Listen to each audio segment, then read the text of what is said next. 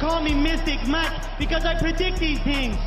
Nikita Krylov takes on Bogdan Guskov this Saturday at UFC Fight Night Abu Dhabi. And this is a good fight. You know, Bogdan Guskov, he's 32, 6'3", with a 76-inch reach and 17-3 in his career. Sambo black belt, jiu-jitsu brown belt. A lot of power on the feet. Likes to keep it on the feet and throw hands. Carries his hands kind of low to where, you know, he can be hit, and he does get hit a lot, but has a decent chin. He did get hurt and dropped by Ozdemir, but outside of that, his fights in the UFC, I've seen him get tagged, you know, pretty hard, and he just kind of eats it and keeps moving forward. Throws punches at weird angles, and is very accurate and very powerful. Has really powerful ground and pound as well. Takedown defense and wrestling isn't the best, I think. He was taken down by Ozdemir in round 1. Was initially defending takedowns by Ryan Spann, but then was taken down and controlled, gave up his back, was taken down immediately by Petr Yan in that fight on short notice, and was controlled from the back until the end of that fight, where he was able to kind of reverse and get on top and land ground and pound. So very dangerous on the feet. Wrestling, jiu-jitsu is suspect. The Sambo black belt, jiu-jitsu brown belt, suspect. So Nikita Krylov, also 32, 6'3", with a 77-inch reach, so he's going to be same height, same age, with a 1-inch reach advantage, and 30-9. So a lot more fights than Bogdan Guskov. He's a Kyokushin karate black belt. I think he was like a Ukrainian Abu Dhabi combat club grappling champ or something like that. So has a lot of finishing ability on the ground with submissions. Really good wrestling, great cardio. He'll push forward with his strikes to look for the takedowns, just puts on a pace with a lot of offense and gets in guys' faces and kind of makes it a scramble at times.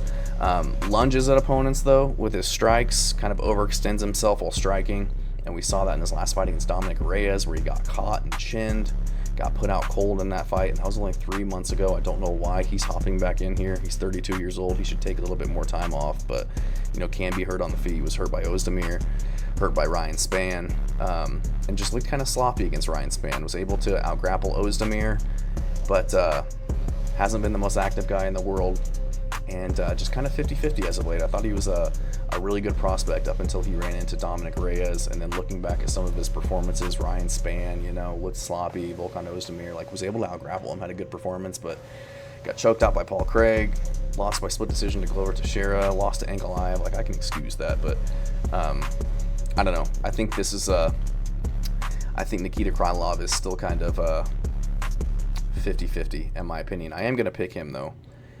I am concerned that he's going to get chinned by Bogdan Guskov, who, again, very tough guy, can take a punch, is able to find the chin of other guys, very accurate, has a lot of power, even on the ground. Like I said, he can hurt guys on the ground, but his weakness in the wrestling and defending takedowns and giving up his back and getting controlled on the ground is just too big of a gap for me to ignore against somebody like Nikita Krylov, who's going to look to get the fight to the ground and finish you there.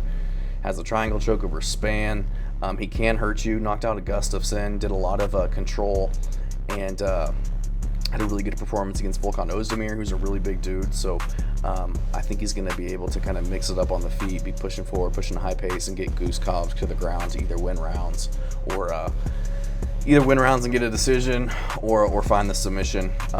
Guskov hasn't fought the best level of competition, and when he did in Volkan Ozdemir, he lost, got dropped, got taken down, and choked out immediately in the first round.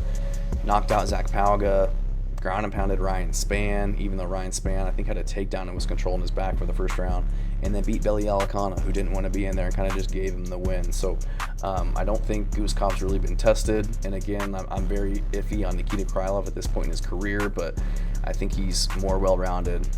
I think he can finish the fight on the feet and on the ground. Maybe not against Guskov on the feet, just because he's got a great chin, but I do think he can mix it up a little bit better. I think he's going to be able to push a higher pace.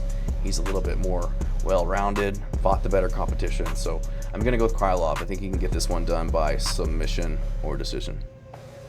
Thanks.